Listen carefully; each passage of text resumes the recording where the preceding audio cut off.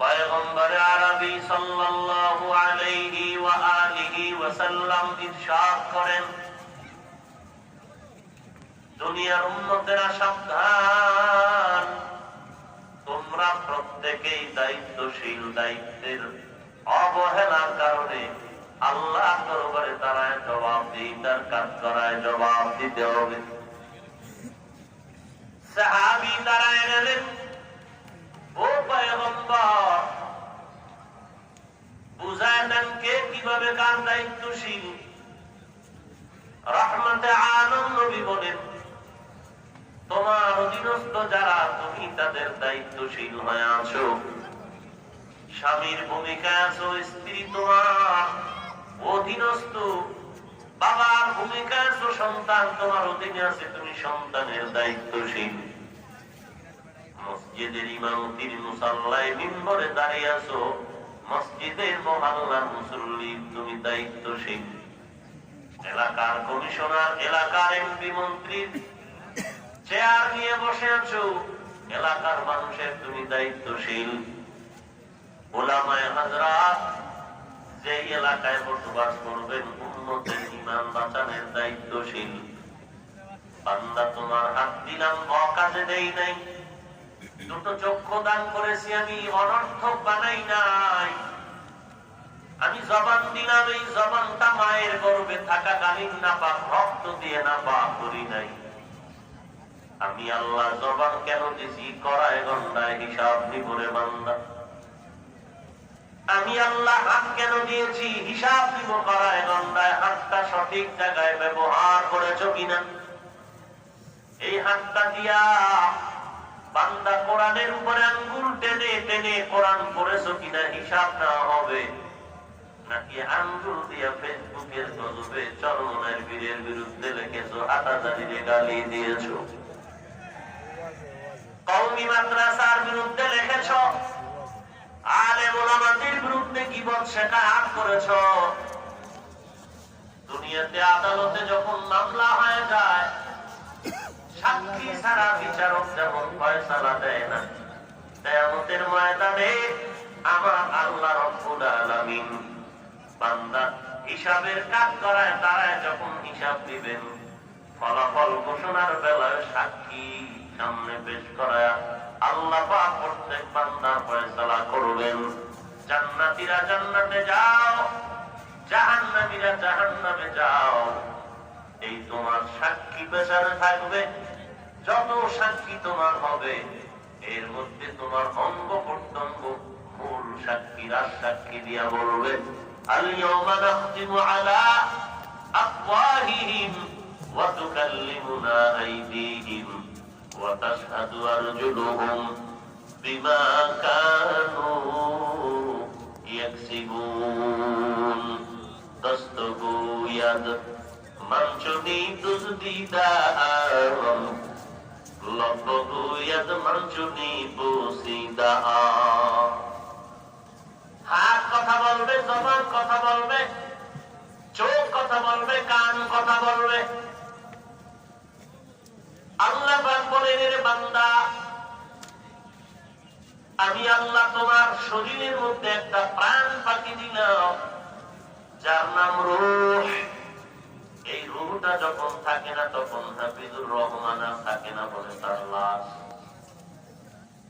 এই রূহটা যখন আব্বা জানের ভেতর থেকে চলে যায়, তখন বলে আব্বা নাই, কে আছে? বলে তার লাশ। তাহলে আমি এতদিন আব্বা বলে কাকে ডাকলাম?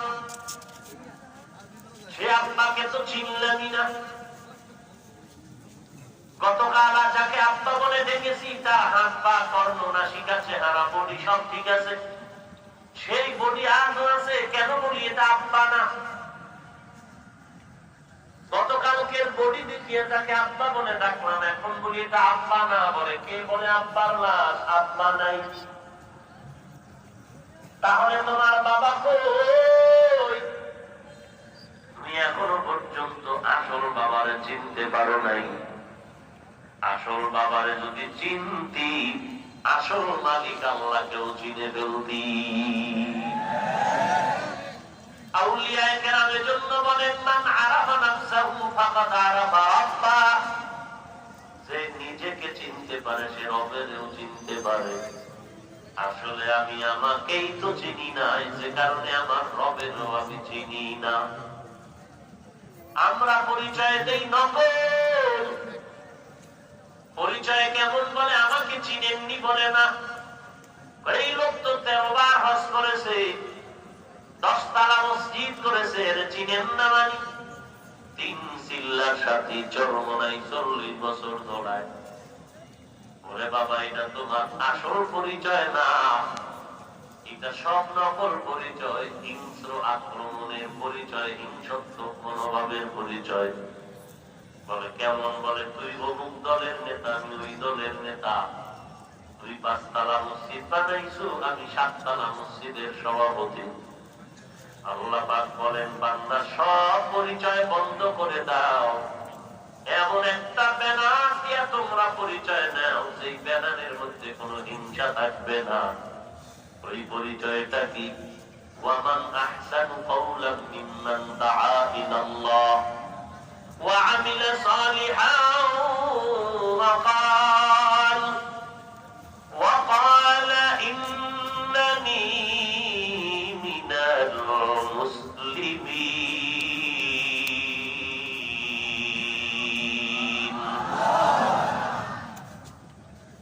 আল্লাহ তাআলা বলেন, তার থেকে ভালো কথা আর কার হবে, যে মানুষকে কোন দলের দিকে ডাকে না, দরবারে ডাকে না, আল্লাহর দিকে ডাকে। আসো চরমনায় আসো বলে না না, উজানি যাও বলে না না, মানুষকে ডাকে আল্লাহর গোলামি করো, মসজিদে ঢুকো। আর তুমি টুপি কোনটা পরো, পাস করলি নাকি সাদা না কালো? বলে না না, মদিনার নবীর টুপি লাগায় দাও। কালো বুঝি না, সাদাও বুঝি না, করলি আর গোল বুঝি না। আমাদের কোন দলের দিকে দাওয়াত নাই, আমাদের দাওয়াত হলো আল্লাহর গোলামি করো, মদিনা ওয়ালার সুন্নতের মালা গলায় পড়ো। তার থেকে ভালো কথা আর কার হবে, যে মানুষকে আল্লাহর দিকে ডাকে। শুধু ডাকেই না, বান্দা নিজেও নেক আমল করে। আর সে দাবি করে, আমি বড় পীর, আমি খতিবে আযম, আমি বড় মুহাদ্দিস সাহেব, আমি অমুক মাদ্রাসার প্রিন্সিপাল, আমি অমুক দলের নেতা। আল্লাহ বলেন, সব পরিচয় বন্ধ করে একটাই পরিচয় দাও, ইন্নানী মিনাল মুসলিমিন। আমার বড় পরিচয়, আমি একজন মুসলমান।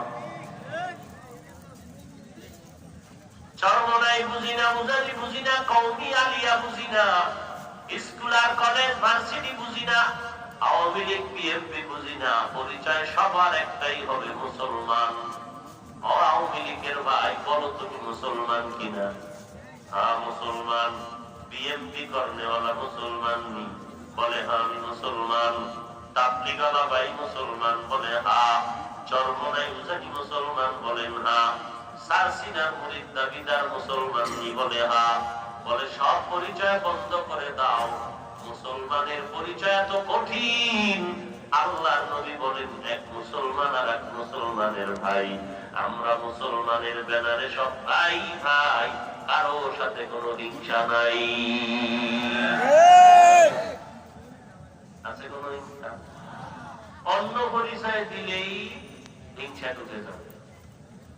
তোমার থেকে আমার দায়িত্ব আর পাওয়ার কম নেই। হায় হায় হায়, রবিউল আউয়াল নবীর আগমনের মাস, আবার নবীর বিদায়ের মাস। কিয়ামত পর্যন্ত নবী থাকবেন মদিনাতুল মুনাওয়ারায়। আর সারা দুনিয়ার মধ্যে কোন উম্মত যদি নবীর উপরে দরুদ পাঠায়, সালাম পড়ে, আল্লাহর নির্ধারণ করা ফেরেশতা আছে, ফেরেশতারা দরুদ নিয়ে নাম ঠিকানা সহ পয়গম্বরের দরবারে পৌঁছায় দেয়। পয়গম্বর দেখে না, আমার আল্লাহর দরবারে দোয়া করে, আমার নবী কষ্ট করিয়া আমার মতো নাপাক বান্দার কাছে এসে খবর নেওয়ার দরকার নাই। নবী আমার খবর নিতে নেওয়া লাগে, এটা পাওয়া। নবী মদিনায় থেকে আল্লাহর ফেরেশতার মাধ্যমে খবর পাবেন, এটা পাওয়া। বুঝি না কেন? ধর্মের বুঝি নাই, চাপা আছে, চাপা। কোরআন হাদিসের আওয়াজ নাই, আছে চাপাবাজি। এই জন্য রবিউল আউয়ালে মিছিল দেয়, বিশ্ব নবীর আগমন, শুভেচ্ছা, স্বাগতম। সকল ঈদের বড় ঈদ, ঈদ মিলাদুন নবী। মিলাদুন নবী কায়েম করো, সিরাতুন নবীর লাথি মারো, এইরকম স্লোগান দেয়। অথচ মাথার চুলে দিয়ে তাকাইলে নবীজির পরিচয় নাই। এই শরীরের পোশাকটা খুলে ফেললে নবীর পরিচয় নাই, দাড়ি নাই, টুপি নাই, নামাজ নাই। ও ভাই, তুমি মিছিল দাও, ঢোল বাজাও, কোনো দরবার করবো না, গালিও দিব না, হিংসাও করবো না, তবে আগে আমার অনুরোধটা রেখে নাও। সেই নবীর আগমনে তুমি পাগল হইয়া স্লোগান দাও, ওই নবীর মুহাব্বতে চুলটা ঠিক করো, দাড়ি ঠিক করো, নামাজ ঠিক করো 5 বেলা। এরপরে তুমি নবীর আশিক দাবি করো। যদি নবীর সুন্নত, নামাজ, রোজা, দাড়ি, চুল ঠিক করতে না পারো, তুমি মিছিল দেওয়ার নাই দাও, অন্তত সুন্নি দাবি করিয়া নবীকে দুনিয়ার বেঈমানের কাছে ছোট বানাইবা না।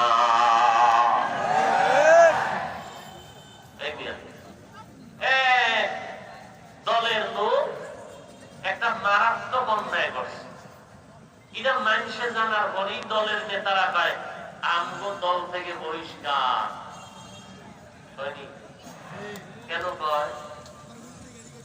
ওর মতো অভদ্র, অপদার্থ, দুশ্চরিত্রের মানুষ আমরা না, আমগো দল পবিত্র। কথা ঠিক নেই। আকাম করিয়া ধরা খাইছে, দলের নেতারা খবর পাইয়া দোষটা দলের উপরে যেন না আসে, নাম কাটে বহিষ্কার। এরা নবীর আশিক, ভালো করে শুনে যেই নবী দান মুবারক শহীদ করেছেন সুন্নতের আদর্শ বাস্তবায়নের জন্য, ওই নবীর উম্মত দাবি করবা, নামাজ পড়বা না, সুদ খাইবা, ঘুষ খাইবা, মদের বোতল নিয়া পাগলামি করবা, তোমার দ্বারা আমার ইসলামের বদনাম হবে। আমরাও বলবো তুমি নবীর উম্মতের দলের থেকে বহিষ্কার।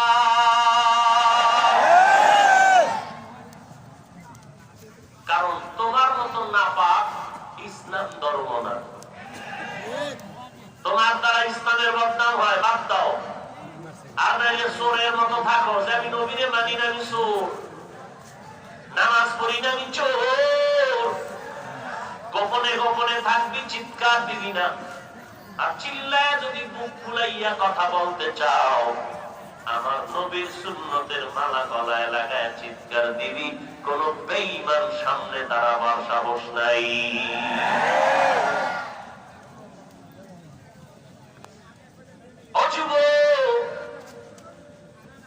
তোমার চুলগুলো নবীর তরিকায় কাটলা না কেন বলো?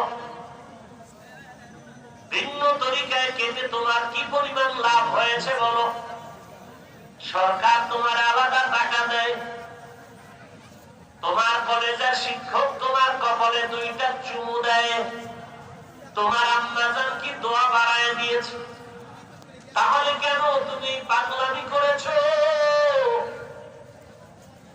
বুঝতে পেরেছি তুমি পাগলামি করো নাই, তোমার মধ্যে কারো না কারো মহব্বত উদ্ভাসিত হয়েছে, তুমি কারো প্রেমে পাগল হয়েছো। দুনিয়ার কার প্রেমে পাগল হইয়া তোমার চুল কেটে তুমি টিকটিকি আর বান্দর হয়েছো? ও বান্দা, তোমার চুল কেটে তুমি কার মহব্বতের কারণে তোমার চুল কেটে বান্দর হয়েছো? তোমার গেঞ্জির ভিতরে অমুকের ছবি কেন রে ভাই?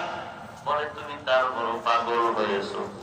তুমি দুনিয়ার একজন নাপাক মানুষের পাগল হইয়া তার লাইনে যদি চুল কাটো, প্যান্ট শার্ট লাগাও, আমরা যারা মদিনার নবীর আশিক আর পাগল, আমরা কেন মদিনার নবীর মহব্বতে টুপি লাগাইতে পারবো না, জামা পড়তে পারবো না, কোরআন পড়তে পারবো না, দাড়িটা লম্বা করতে পারবো না, করলেই তুমি আমারে জঙ্গি বলে গালি দিবা।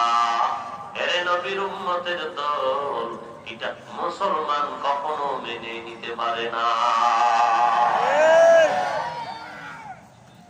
এরে নবীর আশিক, এই জমিনে বড় বড় বড় বড় পাওয়ার, নমরুদ, হামান, সাদ্দাত, কারুন, ফিরআউন,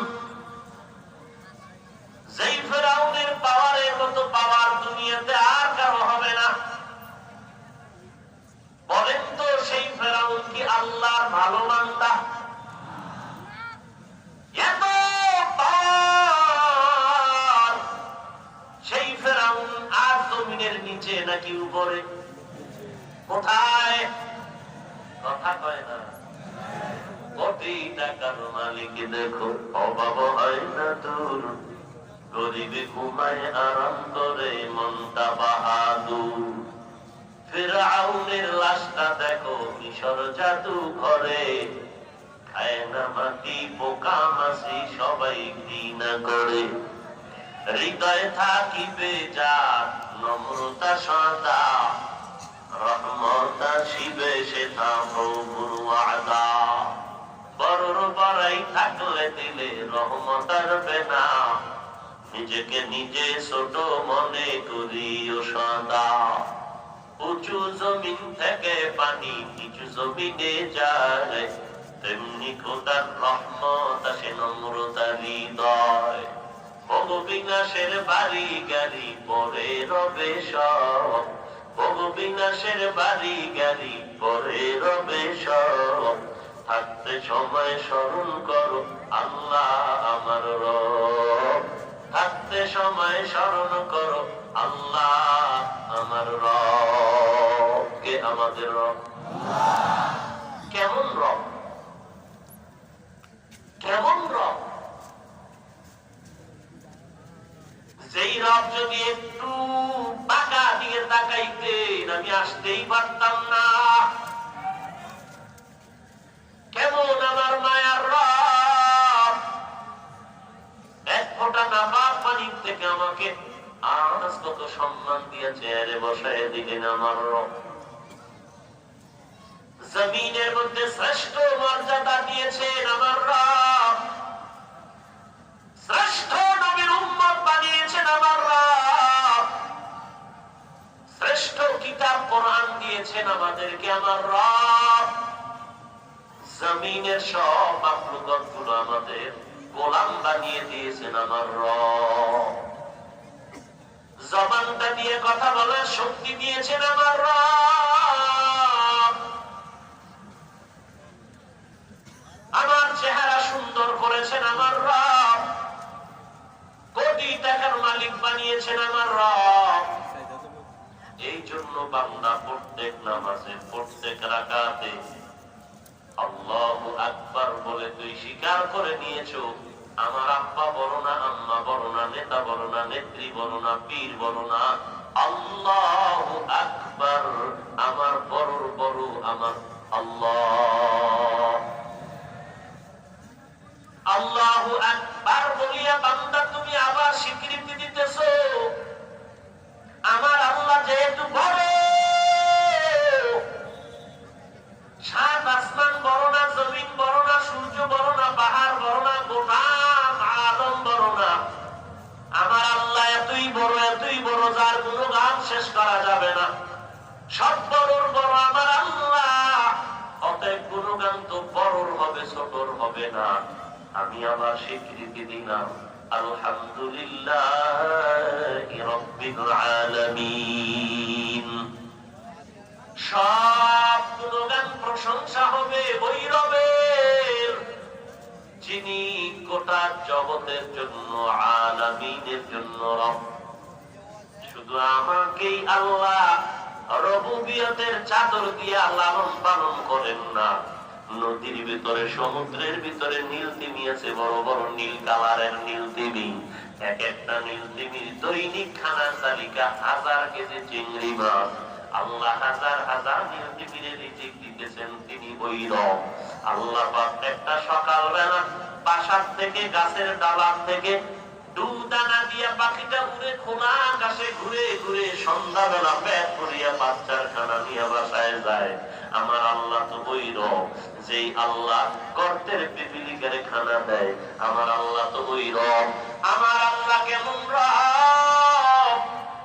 কোহে কাফ পাহাড়ের মধ্যে বসবাসকারী সীমর্গ, এক একটা সীমর্গের জন্য দৈনিক খানা 40টা মোটা তাজা হাতি। ওই আল্লাহ তো এখনো আছেন রে বান্দা। রাবেয়া বসরিয়া আল্লাহ জিকির করে আর রান্না করে বয়ে কান্না করে, পাক করার কিছু নাই। পাখির মাধ্যমে আমার আল্লাহ খানার আয়োজন করে দিলেন। তিনি আমার এমন রব। প্রশংসা সেই রবের হবে না তো কার হবে? মাইকের আওয়াজ এত সুন্দর, হাফিজুর রহমানের কণ্ঠ এত সুন্দর। এই কণ্ঠ আমার বাবায় বানায় নাই, যিনি বানাইছেন তিনি হলেন আমার রব। প্রশংসা তো আমার হবে না, রবের প্রশংসা হবে। এই মাইকটা বড় ভালো, এই মাইকের যত যন্ত্রপাতি দিয়ে মাইকটা বানানো, মেশিন বানানো, এর পেছনে মেধা খাটাইছে যেই বান্দা, ওই বান্দার মেধাটা দিয়েছেন তিনি আমার রব। প্রশংসা বান্দার হবে না, সব হবে আমার রবের। আল্লাহ এই কথাটা তুই বারবার নামাজের মধ্যে স্বীকৃতি দিলি, আলহামদুলিল্লাহি রাব্বিল আলামিন। সব প্রশংসা আমার রবের। অতএব এই রবের কাছে মাথা নত করবি, ওই রবের গোলামিতে জীবনটারে কাটায় দিবি। কিন্তু তুই আব্রাহাম লিঙ্কনের রব বানাইয়া তার অনুসরণ কেন করো? মাও সেতুনের আদর্শের মালা কেন গলায় লাগাইলি? লেনিনার কার্ল মার্ক্সের আদর্শের মালা কেন গলায় লাগাইলি? ওই আদর্শের মালা গলায় পরিয়া ফেরাউনের মতো পাওয়ারওয়ালা বান্দা, এমন ফেরাউন 40 বছরে কোনোদিন অসুস্থতাও হয় নাই। আজকে সারা দুনিয়াতে তাকায়া দে, একটা বেঈমানের ঘরে ফেরাউন নামের কোন মানুষ নাই। নাকি এখানে আছে কেউ? কাউকে যদি বলেন 1 লাখ টাকা দিব, নামটা ফেরাউন রাখ, রাজি হবে কোন বেঈমান? মুসলমান মুসলমান হতে পারে, বিশ্বাস নাই 1 লাখ টাকা মুসলমান হতে পারে বলে হুজুর ভাবলেন কি করে? বাবা কি আশ্চর্য নাকি যেই মুসলমান নিজের মেয়েকে বলে আজকের হোটেলের মধ্যে থাকবি আমার স্ত্রী হিসাবে, যেই মা তার মেয়েটাকে জেনার ব্যবসায় নামায় দিয়েছে মা, যেই মুসলমান মসজিদে সিজদা দিয়া বলে সুবহান রাব্বিয়াল আ'লা, ওই মুসলমান আবার হিন্দুদের পূজায় গিয়া যখন তাদের বীর জমাইয়া তাদের পিঠা খায় আর বলে আপনারা কোন রাম, আমরা বলি আল্লাহ, কথা তো বেশি ব্যবধান নাই। এই কথা বলিয়া যারা ওই মুসলমান দাবি করিয়া যারা তাদের সাথে তাল মিলাইয়া মুসলমানের বদনাম করে, ওই বান্দা টাকার লোভে কি না করতে পারে। যেই মুসলমানের সন্তান আর এক মুসলমানকে গালি দিতে পারে, বাবারে গালি দিতে পারে, বাবার গায়ে হাত তুলতে পারে, এরকম নাই? মসজিদের টাকা চুরি করে খাইতে পারে, মাদ্রাসার টাকা চুরি করে খাইতে পারে, গরিবের উপরে জুলুম করে খাইতে পারে, মাকে শিশু বাচ্চার সামনে জবাই করে, বাচ্চার সামনে মাকে, মায়ের সামনে বাচ্চাকে জবাই করে। ওরে আল্লাহর বান্দা, কি না পারবে মানুষ? কিছু করার নাই, বলার নাই, একটাই কথা বলা আছে, আল্লাহ হেদায়েতের দৌলত দান করুন। ওই ফেরাউনের নাম নেওয়ার কে আছে তুমি দুনিয়ায় বলেন তো? তার ভাতিজা আছে কেউ? কোরআন শরীফের মধ্যে যদি ফেরাউনের নাম না থাকতো তো কেউ জানতো না যে একটা ভাল্লুক জমিনে ছিল। নমরুদের মতো বেঈমান, কত বড় পাওয়ারওয়ালা যে আল্লাহরই রাখবে না মারার জন্য রেডি। কি পরিমাণ পাওয়ার বুঝেন? আল্লাহকেই রাখবে, তীর ধনুক নিয়ে রেডি হয়ে গেছে, আল্লাহকে গুলি করবে। কেমন তাছাড়া